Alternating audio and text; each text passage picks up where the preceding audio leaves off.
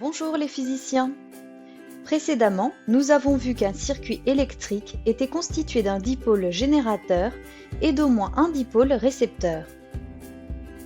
Nous avons également vu que le courant circule lorsque le circuit est fermé. Lorsqu'il est ouvert, le courant ne circule pas.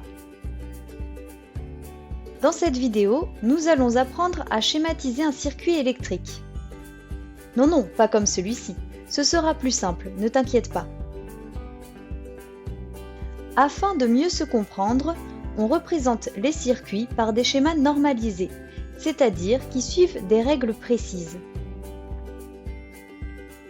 Nous allons prendre pour exemple ce circuit. Tout d'abord, repérons les dipôles. Ce circuit est constitué d'une pile, d'une lampe, d'un interrupteur et d'un moteur.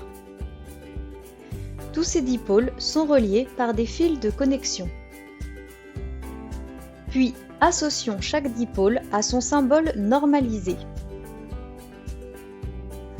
On remarque que la lampe ne brille pas et que le moteur ne fonctionne pas. Cela nous indique que l'interrupteur est ouvert. Ensuite, traçons un rectangle à la règle et au crayon à papier en laissant des espaces blancs pour les symboles des dipôles. Enfin, plaçons les symboles des dipôles au milieu des côtés de ce rectangle en les répartissant et en respectant l'ordre.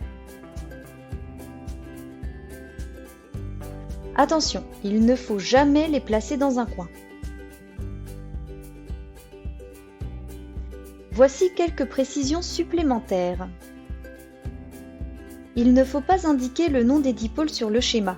En effet, c'est inutile puisque les symboles nous indiquent déjà de quel dipôle il s'agit. Il ne faut pas oublier la polarité de la pile, c'est-à-dire la borne positive et la borne négative. Il ne faut pas non plus oublier d'indiquer le sens de circulation du courant, du plus vers le moins. Enfin, si l'on décide de placer la pile sur un côté vertical, il faut la représenter de cette manière.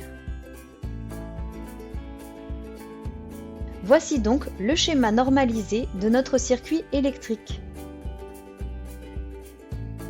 Voilà, merci d'avoir regardé la vidéo. À bientôt les physiciens!